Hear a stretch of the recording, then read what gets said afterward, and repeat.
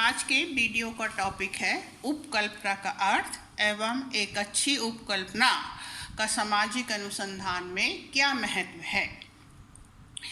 तो पहले पार्ट में हम देखेंगे उपकल्पना क्या है और दूसरे पार्ट में हम देखेंगे कि उपकल्पना का महत्व सामाजिक अनुसंधान में क्या होता है। यदि आपको वीडियो अच्छा लगता है तो आप उसको लाइक कीजिए, शेयर कीजिए, सब्सक्राइब कीजिए और मैंने वीडियो का नोट्स जो है अपने गूगल ड्राइव में डाल दिया है, जिसका लिंक आपको मिल जाएगा सेकंड पार्ट के अंत में। स्टार्ट। उपकल्पना क्या है? उपकल्पना को परिकल्पना भी कहते हैं, जिसका अर्थ होता है किसी कार्य को करने से पहले किया गया विचार विमर्श या चिंतन। साधारण भाषा में उपकल्पना का अर्थ होता है पूर्व चिंतन से है। उदाहरण स्वरूप, किसी अनजान स्थान पर यदि हमें जाना है तो जाने से पहले हम उस स्थान के संबंध में जानकारी प्राप्त करते हैं। किस रास्ते से जाएंगे, किस रास्ते से हम जल्दी पहुंच जाएंगे, कौन सा रास्ता हमें लंबा होगा, तो इस प्रकार की हम जानकारी लेते हैं। इसी प्रकार से उपकल्पना जो होती है उसका अर्थ है किसी कार्य को करने से पहले उसके संबंध में चिंतन करना। अब सामाजिक अनुसंधान में उपकल्पना का एक अपना महत्व है। समस्या का निर्धारण करने के उपरांत जब विषय का चुनाव हो जाता है तो विषय के संबंध में जानकारी प्राप्त करना हमारा दूसरा उद्देश्य होता है। पर अब जानकारी को कैसे प्राप्त किया जाए, तो हम क्या करेंगे, उस अपने चारों ओर विषय के संबंध में जानकारी प्राप्त करेंगे, जैसे साहित्य के द्वारा, लेख के द्वारा, पत्रों के द्वारा, पुस्तकों के द्वारा, पांडुलिपि के द्वारा, प्रतिवेदन के द्वारा। जो अनुभवी व्यक्ति हैं जिनको विषय का ज्ञान है उनसे बातचीत करके हम उस विषय के संबंध में अधिक से अधिक जानकारी प्राप्त करेंगे और जानकारी प्राप्त करने के उपरांत जो विचारों का निर्माण हमारे मस्तिष्क में होगा उसे ही हम उपकल्पना कहते हैं। माने अर्थ यहाँ पर यह है कि विषय को जानकारी प्राप्त करके उसके संबंध में एक परिकल्पना करना, एक प्रस्ताव अपने मस्तिष्क में उत्पन्न करना, उसे हम उपकल्पना कहते हैं। तो ये जो उपकल्पना होती हैं ये सही नहीं होती हैं कि हमेशा ये सही हों। ये सही भी हो सकती हैं और गलत भी हो सकती हैं। इसकी जांच करना जरूरी होता है और इसकी जांच करने के लिए हमें वास्तविक तथ्यों के आधार पर उसको विश्लेषण करना पड़ता है, उसका परीक्षण करना होता है कि जो हमने उपकल्पना बनाई है वो सही है कि नहीं है। तो इस तरह हम देखते हैं कि उपकल्पना जो है उसका मुख्य कार्य जो होता है दिशा निर्देशन उपलब्ध कराना, अर्थात ज्ञान को दिशा उपलब्ध कराती है जिससे कि वास्तविक ज्ञान की प्राप्ति हो सके। फ्रेड एंड कलनिंगर का कहना है कि ज्ञान की समृद्धि हेतु शक्तिशाली उपकरण है।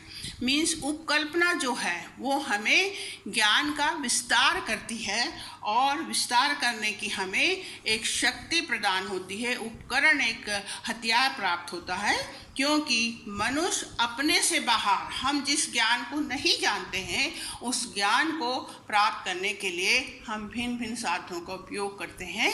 तो इसलिए कार्ल लिंगन कहते हैं कि उपकल्पना जो है वो ज्ञान की समृद्धि हेतु शक्तिशाली उपकरण है, क्योंकि वे मनुष्य को अपने से बाहर आने की योग बताती है।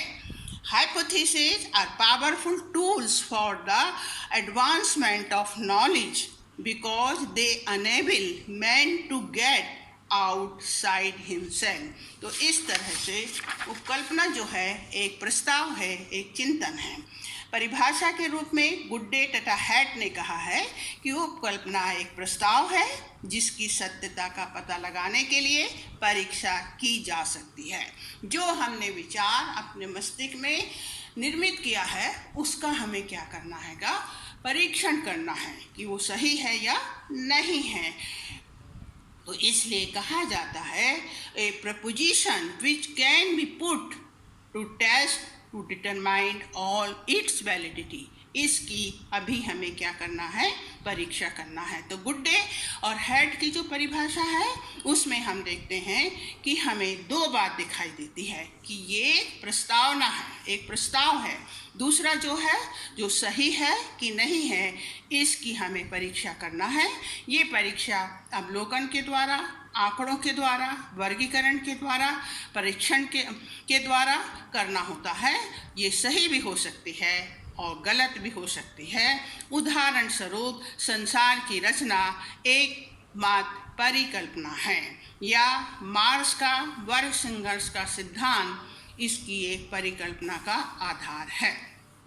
तो इतिहास में हम देखते हैं कि मार्क्स का जो सिद्धांत है वो कहता है कि संसार का इतिहास वर्ग संघर्ष का इतिहास है। ये एक परिकल्पना है कि हमेशा से संघर्ष जो है वर्गों के बीच में हुआ, ये उसने अपने सिद्धांत में स्पष्ट किया है। दूसरी जो परिभाषा है वो लुंडबर्ग के अनुसार, लुंडबर्ग के मतानुसार उपकल्पना एक काम चलाऊ निष्कर्ष है जिसकी उपयुक्तता की परीक्षा भी बाकी है। हमने जो उपकल्पना बनाई है वो हमें अपना अध्ययन आरंभ करने के लिए एक रास्ता बताती है, परंतु इसे हम अंतिम निष्कर्ष नहीं मान सकते हैं। अर्थात आरंभिक स्तर पर उपकल्पना केवल एक अनुमान, एक विचार और एक कल्पना हो सकती है। A hypothesis is the tentative generalization, the validity of which remains to be tested in its most elementary stage of hypothesis, may be any hunch, gives imagination, ideas which become the basis for action or investigation. अर्थात इस परिकल्पना, इस परिभाषा में Lundberg कहता है कि उपकल्पना क्या है, हमें आगे देखने को कहती है कि हम आगे क्या चाहते हैं, हम किस प्रकार से चिंतन करना चाहते हैं, किस प्रकार से विषय के संबंध में जानकारी प्राप्त करना चाहते हैं। Hypothesis states what are the looking for, क्या दिखाती है, भविष्य की ओर दिखाती है। A hypothesis looks forwards. Second, एक प्रस्ताव है जिसकी प्रामाणिकता सिद्ध करने के लिए वैज्ञानिक प्रक्रिया को पूरा करना होगा। It is the proposition which can be to a test to determine its validity. Third one, ये सही भी हो सकती है, गलत भी हो सकती है।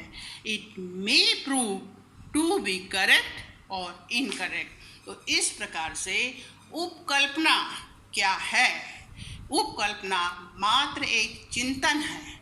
विषय के संबंध में जो नॉलेज हमने एकत्रित किया है उसके आधार पर जो हमने अपने मस्तिष्क में विषय के संबंध में एक कल्पना की है ताकि हम अपना विषय स्टार्ट कर सकें, उपकल्पना मात्र केवल एक विचार है।